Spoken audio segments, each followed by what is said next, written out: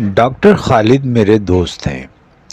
پاکستان میں ذہنی دباؤ، ڈپریشن، انزائٹی اور دیگر نفسیاتی مسائل ان پر بات ہو رہی تھی۔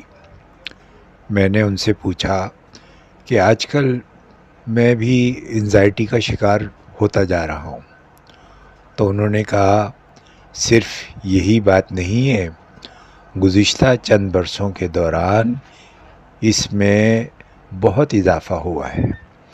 مہنگائی، بے روزگاری، سیاسی بے چینی، سوشل میڈیا کا دباؤ، خاندانی مسائل اور شہری زندگی نے انسانوں کو بے بس کر دیا ہے۔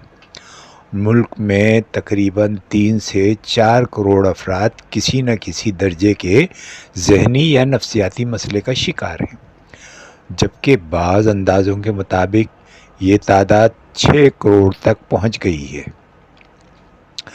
ایک قومی سروے میں تقریباً 38% پاکستانیوں میں ذہنی مرض یا نفسیاتی دباؤ کی علامات پائی گئی ہیں۔ یہ سب کچھ سن کر میں اپنی پریشانی بھول گیا اور اپنے رب کا شکر ادا کیا۔ مجھے اندھی، گونگی اور بہری ہیلن کیلر کے ان الفاظ پر حیرت ہوتی ہے کہ میں نے زندگی کو بہت حسین پایا۔ 50 سالہ زندگی میں اس نے ایک ہی سبق سیکھا: خود اپنے سوا تمہیں کوئی بھی خوشی نہیں دے سکتا۔ زندگی ابتدا ہی سے سخت آزمائشوں سے بھری ہوئی تھی۔ وہ بچپن میں ایک بیماری کا شکار ہوئی اور بینائی اور سماعت دونوں سے محروم ہو گئی۔ وہ نہ دیکھ سکتی تھی اور نہ سن سکتی تھی۔ اس کی دنیا اندھیرے اور خاموشی میں ڈوبی ہوئی تھی۔ اس حالت میں وہ بولنے سے بھی محروم تھی، کیونکہ انسان کا بولنا سن کر ہی سیکھا جاتا ہے۔ وہ اپنے جذبات اور ضروریات دوسرے تک پہنچانے سے قاصر تھی۔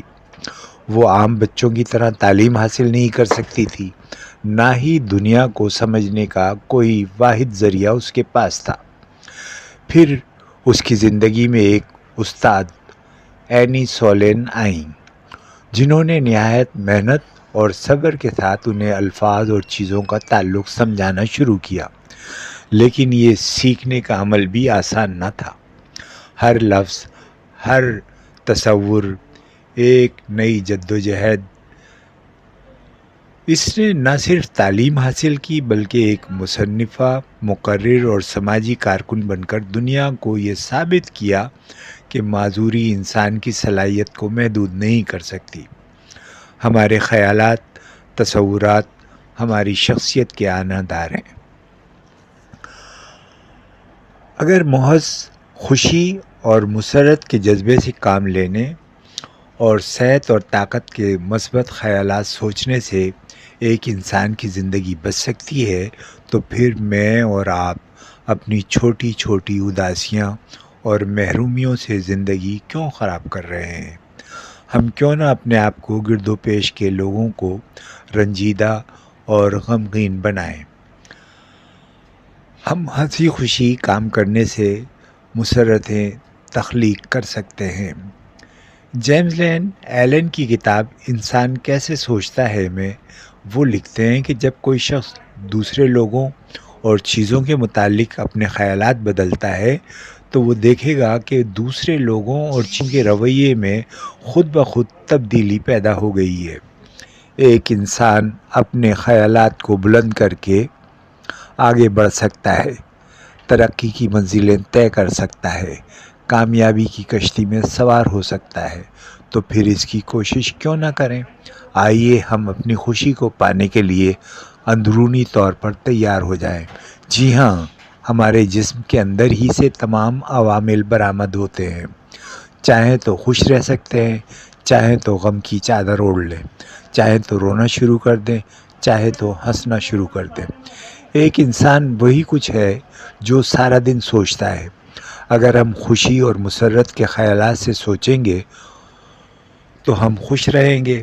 ہمارے خیالات افسردہ اور پرمزدہ ہوں تو ہم اداسی کے اندھیرے میں ڈوب جائیں گے۔ بزدلانہ خیالات ہمیں بزدل اور ڈرپوک بنا دیں گے۔ ناکامی کے بارے میں سوچیں گے تو کامیابی ہم سے روٹ جائے گی۔ اپنے آپ پر ترس کھائیں گے تو ہر ایک ہم سے جان چھڑائے گا۔ یقین مانیے آپ وہ نہیں ہیں جو آپ سمجھتے ہیں، بلکہ آپ وہ ہیں جو آپ سوچتے ہیں۔